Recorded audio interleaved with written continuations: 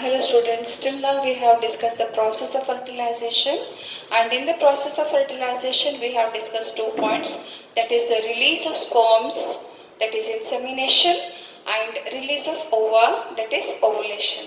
Now the third stage we have to discuss, that is the fusion of gametes. Fusion of gametes. So fusion of male and female gametes takes place when the gametes are released simultaneously. You know that ova is released from the ovary, it is sucked by the fimbriae and it enters into the fallopian tube, the upper part of the fallopian tube, and it is going to survive for 24 hours, and during insemination the sperms are released in the female reproductive tract, and after the helping and barriers it will be traveling up to the in the uterus, and then it enters into the fallopian tube. Now, so ova is released during ovulation. Ova is released during ovulation, and I told you that it is going to survive, it is viable. It is viable for 24 hours, 18 to 24 hours, and sperms are released. Sperms are released in female reproductive tract during insemination. During insemination, and it is going to survive. They are viable for 48 hours. If ova and sperms, if they released simultaneously, then only fertilization will occur, otherwise no. So fertilization occurs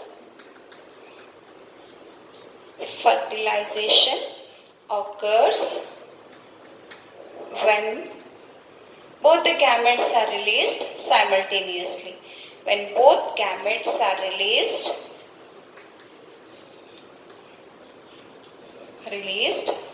simultaneously.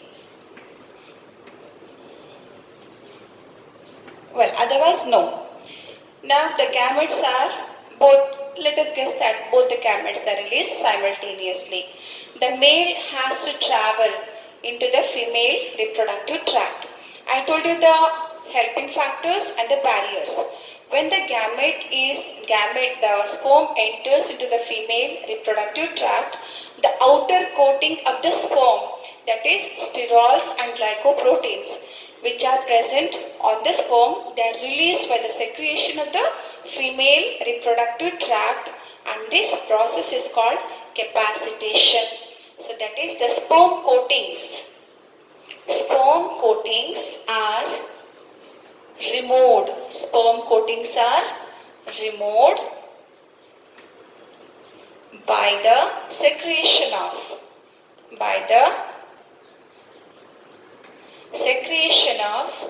female reproductive tract, and sperm will become active. Physiologically it will become active. Sperms get fully matured. Sperms get fully matured and become active. Sperms become active. And this process, activation of sperm in the female reproductive tract, is called capacitation. That is, what is capacitation? One mark question it is. Capacitation.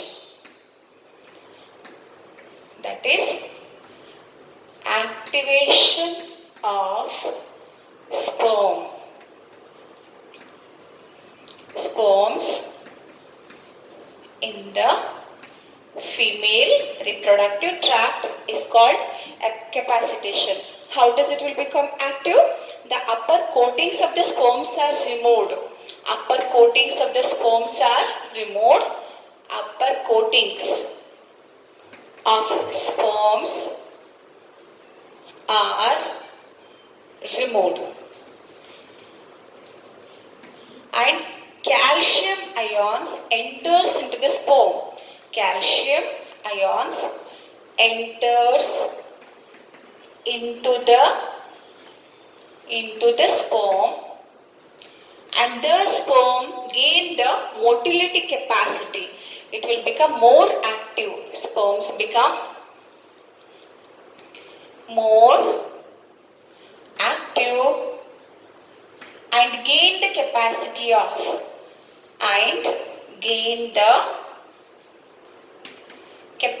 of fertilization. Capacity of fertilization. Thus, sperms through the uterus, it will enter into the upper reproductive tract. One more factor is responsible for the approach of the sperm towards the ova. Ova secrete an enzyme called fertilizin. And sperms will secrete anti-fertilizin.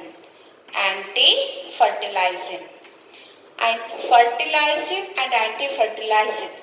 Because of this, the sperm will get attracted towards the ova. So this fertilizin and anti-fertilizin reaction will take place. The sperms, both the ova come together. Let me write. Both gametes come closer. Fine. So that is how the male gametes which are released in the female reproductive tract will travel up to the fallopian tube. Now let me just repeat. So we were at the third stage of the fertilization, that is the fusion of gametes. So I told you that the ova is released during ovulation, and from the ovary it will enter into the fallopian tube, and then sperms are released during ejaculation, that is during coitus. The sperms are released. They are deposited in the female reproductive tract, which is called insemination. Now the released ova is viable for 24 hours and the sperms for 48 hours. And sperms have to travel up to the fallopian tube where ova will be entering from the ovary. So for this, many helping factors are there which you have read in the previous discussion, like the lashing movement, prostaglandins, and the aspiratory movement of the uterus. So because of all this, the sperm number will get thinned out. Thus many of the sperms will die because of the barriers. So some of the sperms will get success in entering into the uterus. They will be traveling. So when they enter into the uterus, the sperm coating is removed by the secretion of the female reproductive tract, especially sterols and the glycoproteins. So the in the sperm, the calcium ions will enter, and these processes, that is removal of the outer coating and entry of the calcium ions in the sperms, will make the sperms more active. It will gain the capacity of fertilization, and this process is called capacitation. Simply you can say capacitation is the activation of the sperms in the female reproductive tract. So when the sperms become active in the female reproductive tract, it has to go towards the ova. How it will go? It will get attracted towards the ova because of the presence of the fertilizin, which is secreted by the ova. Sperms will secrete anti-fertilizin. It will secrete anti-fertilizin. Because of this fertilizin and anti-fertilizin reactions, the sperms will approach the ova. Both gametes will come together. Now just go through. Now because of the fertilizin and anti-fertilizin reaction, the sperm approaches the ova. So this is the ova. Let me draw a rough diagram. And zona pellucida and corona radiata cells will be there. Fine. And the sperm approaches the ova.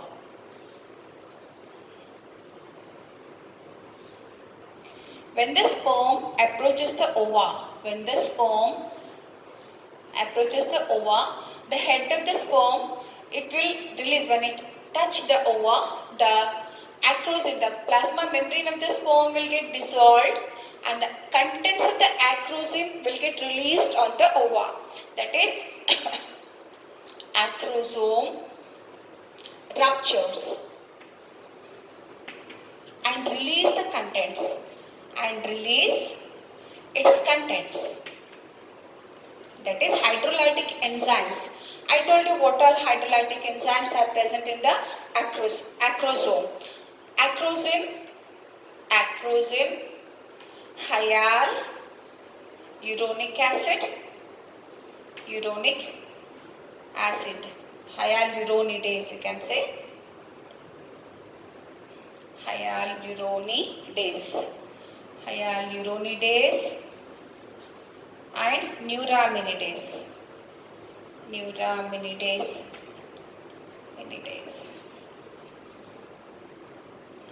Hyaluronic acid only, let me write. Hyaluronic acid. These are the hydrolytic enzymes.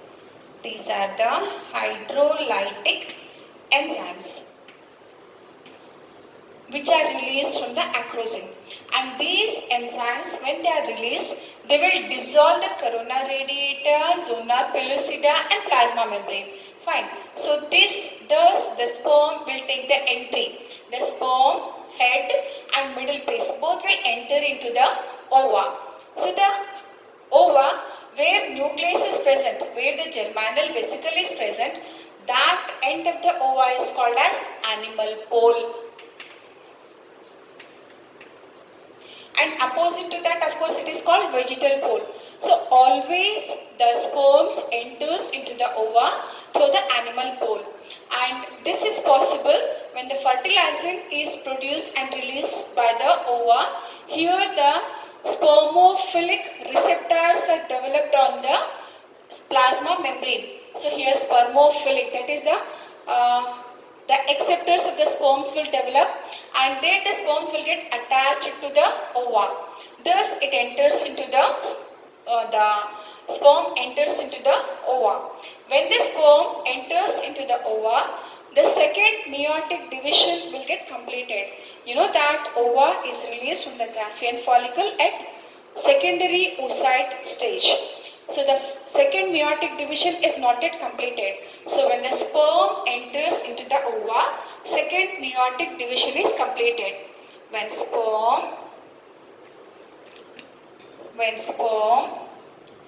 enters into ova, second meiotic division is completed. Meiotic second division is completed.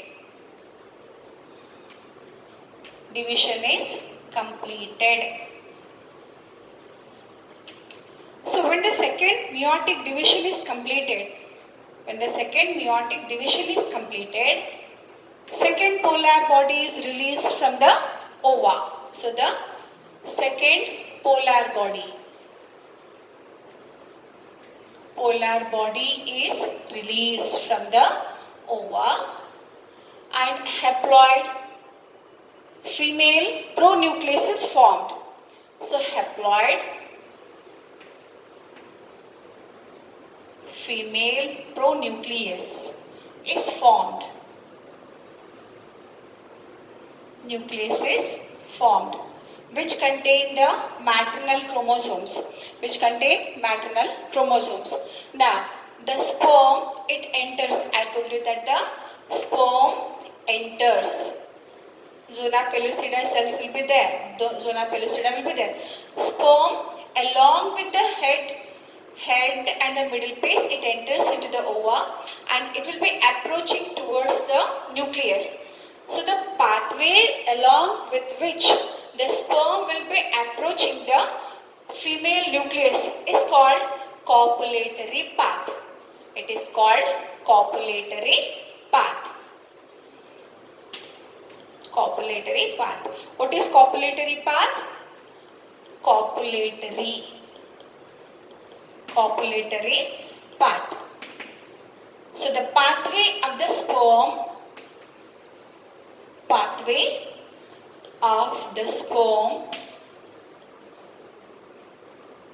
towards the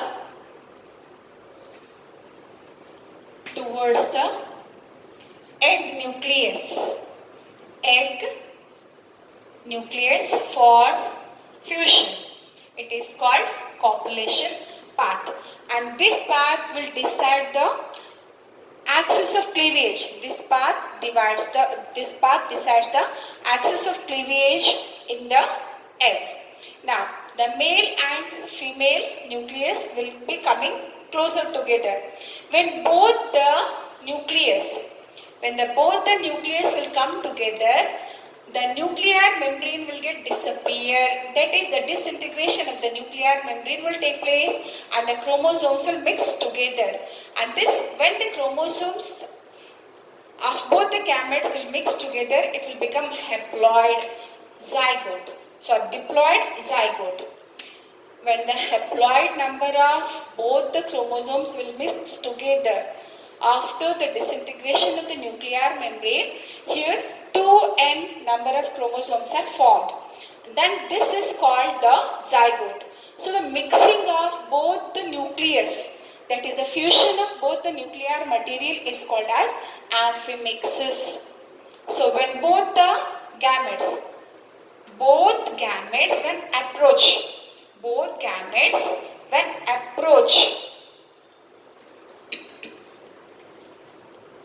close together,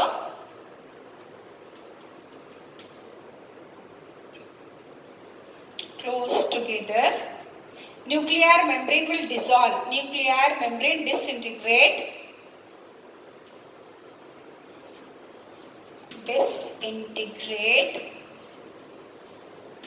and fuse. The nuclear material will get fuse. This process is called amphimixis. This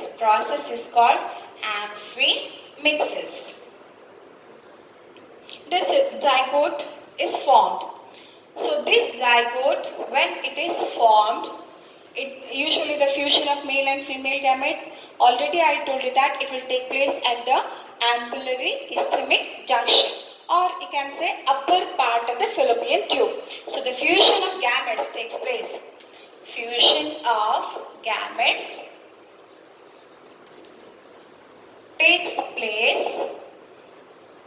At the upper part of the fallopian tube.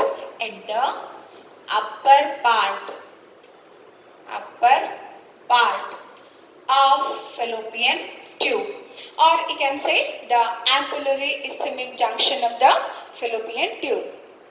So what I told, the sperm will be moving towards the ova under the influence of fertilizing and anti-fertilizing.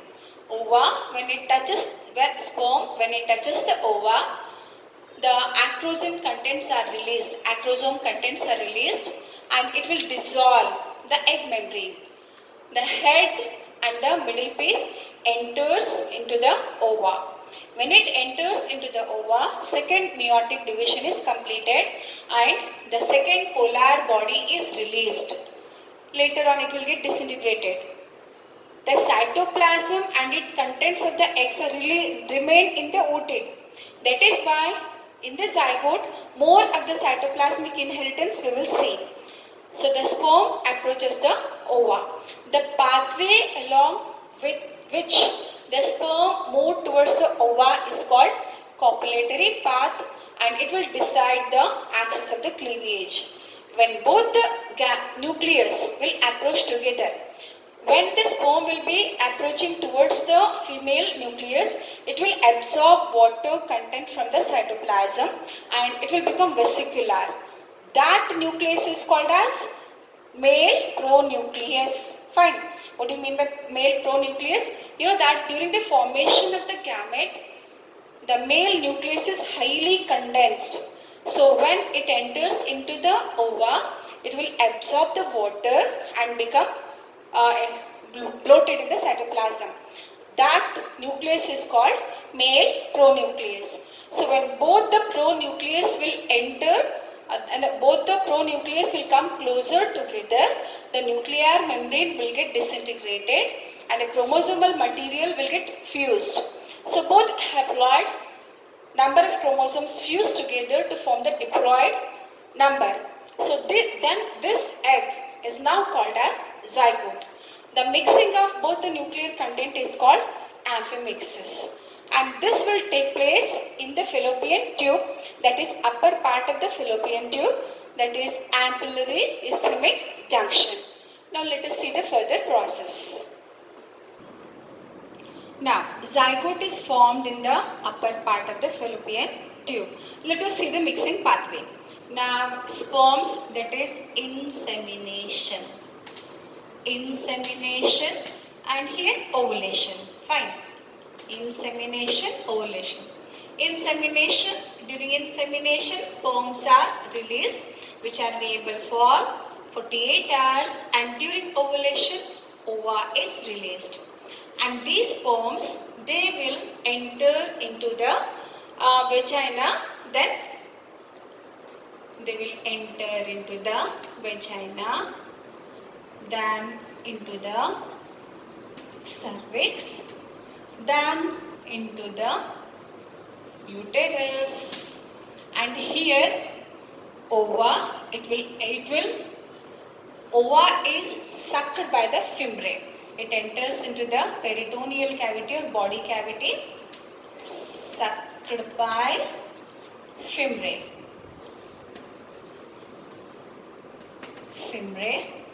And it enters into the infundibulum, and then into the ampulla.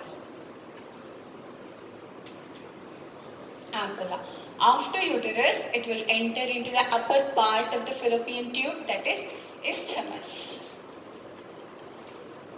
So sperm and ova, they fuse, they come closer together at ampullary isthmic junction. Ampullary isthmic junction. So this is the place where fertilization will take place, and these two are the pathway along with sperm and the ova will move. Now, in our theory, the zygote is formed in the upper part of the fallopian tube, and now let me draw the diagram. Zygote is formed in the upper part of the fallopian tube with zona pellucida, of course it will be there. Fine. Zygote is formed which is diploid. Of course, zygote is diploid in chromosome number. So this zygote is going to divide. It continuously go on dividing mitotically, and this continuous mitotic division of the zygote is called as cleavage.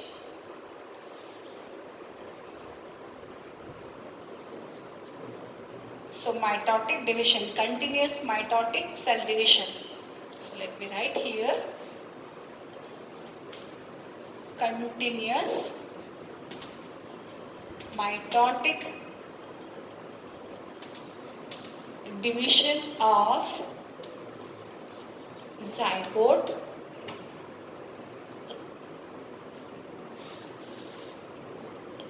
continuous mitotic division of zygote is called cleavage.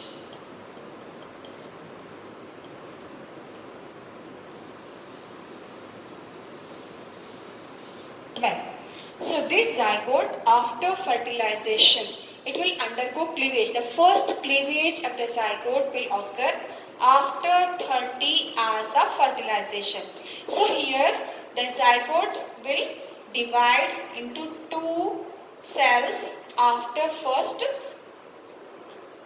after fertilization, and these cells are called blastomeres. These cells are called blastomeres, and usually the division will begin from the animal pole to the vegetal pole. Here in the human beings, the cleavage is described as holoblastic. Holoblastic. plastic and indeterminate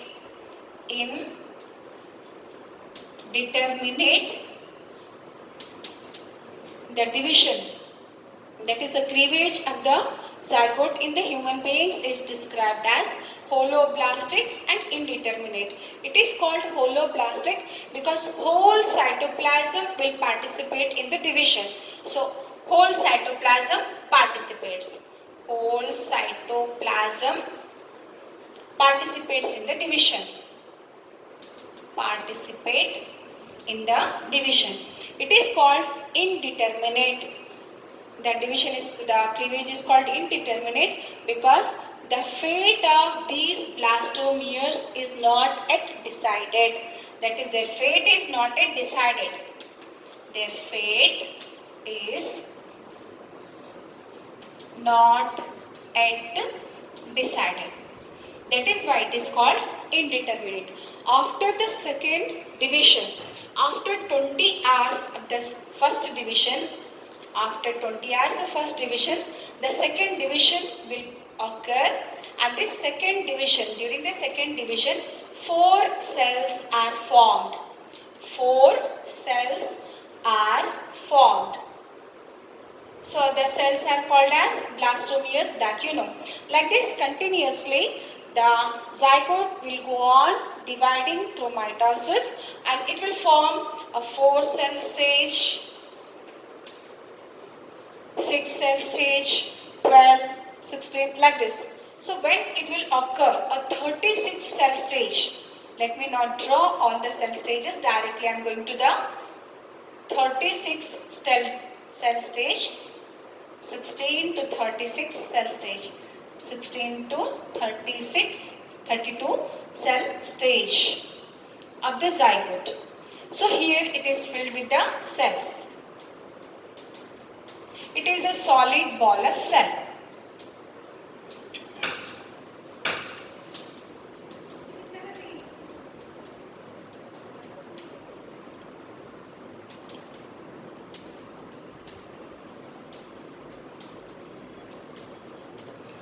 So 16 to 32 cell stage, and this stage is called morula. This stage is called morula, and the process of formation of morula is called as morulation. So what did I told? I told here the pathway which already you know, just I drew the schematic presentation. So the zygote, after zygote formation, the zygote is formed in the upper part of the fallopian tube, and after 30 hours the first cleavage is seen. And in the first cleavage, the zygote will divide into 2 cells. These cells are called as blastomeres, and the cleavage is described as holoblastic and indeterminate. It is called holoblastic because the full cytoplasm will participate in the cell division, and indeterminate because the fate of these blastomeres is not yet decided, and this 2 cell stage will go on continuously dividing, forming 4, 8, like multiplication. So when it reaches the 16 to 32 cell stage, so 32 cell staged embryo is called as morula, and this formation of morula is called as morulation. And what is morula? It is the first embryonic stage in the development of human beings, and it is a solid ball of cells. Here the size of the zygote will not increase. The size of the zygote will not increase, only the cells in the zygote will go on multiplying. The smaller and smaller and smaller cells are formed. So thus the morula is formed. Next to this, the blastula is formed. Let us see the blastula formation. Now, morula. So morula, solid ball of cell. It is a solid ball of cells. And what is morulation? Formation of morula. Morulation, formation of morula. Formation of morula. And this morula is going to form the blastula. So blastula, blastulation, let me write. Blastulation. What is blastulation? Formation of blastula. And blastula of human beings is called as blastocyst. It is called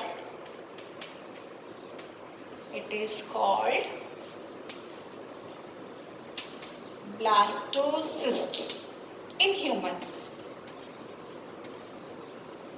So it is the second stage of embryo. So here in the blastula, what will happen? The blastomeres will rearrange. The blastomeres of the morula will rearrange themselves to form a hollow ball of cells. So it will form a thinner outer layer which is called trophoblast. Thinner outer layer of cells which is called trophoblast. In future, it is going to help for the implantation and also forming extra embryonic membranes of the embryo. So these are the thin cells which forms the outer layer in the morula, and then the inner cells will get accumulated on one side. On one side of the trophoblast, you will see a mass of cells, and these are called as inner mass of cell. And here the zona pellucida layer will be seen. Now let me draw this. So here during blastulation, what will happen? The blastomeres will arrange themselves to form a hollow ball of cell. What is blastocyst? It is a hollow ball of cells. So here it will form a thin membrane.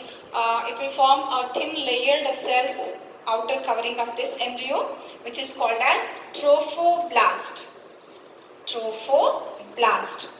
And inner side a cavity is formed. Which is called blastocele. And on one side of the trophoblast, a group of cell mass is seen, which is called as embryonic mass of cells. Embryonic mass of cells. So here this will take place. You know that let me draw a part of the female reproductive system.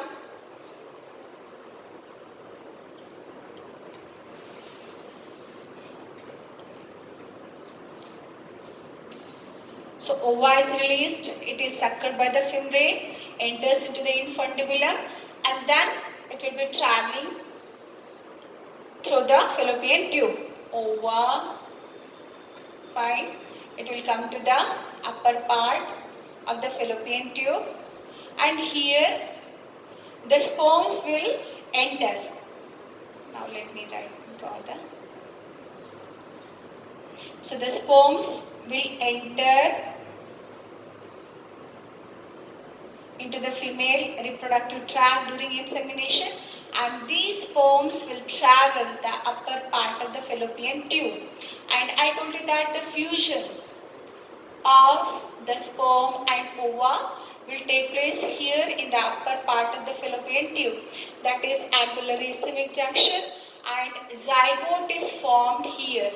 When the zygote is formed, it will undergo cleavage for 2 to 3 days, forming.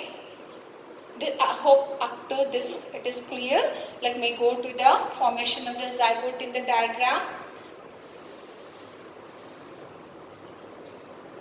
So only few 100 sperms nearly get success in approaching the egg.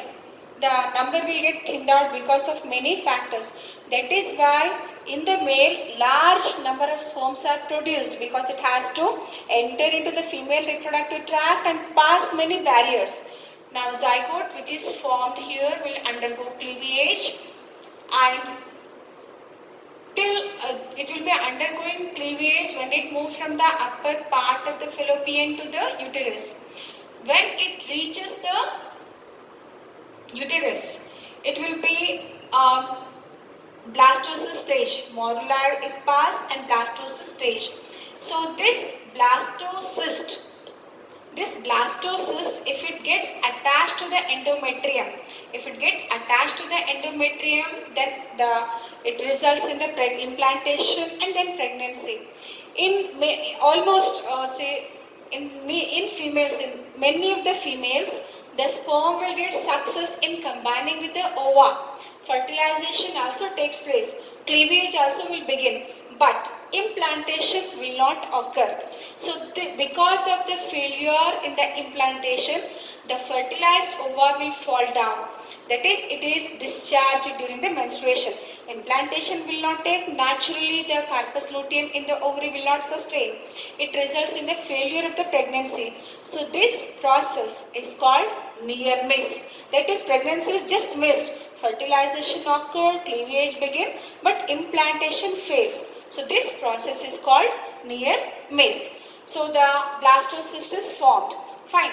So this blastocyst, it will enter into the uterus and it will get attached to the endometrium. Till this time, the endometrium will prepare itself for the implantation. You see here the formation of uterine glands. You will see the formation of more and more foldings. The endometrium will become highly vascularized and thick. In general, if we conclude, the soft bed, endometrial bed for the implantation is fully ready in the uterus. Fine. Now, the attachment of the blastocyst to the endometrium is called implantation. So, when the blastocyst will get attached to the endometrial wall from the uterine gland, the nutrition, that is the food, will enter into the blastocyst. Fine, it will enter into the blastocyst. When it will be entering into the blastocyst, it will go on accumulated in the blastocele.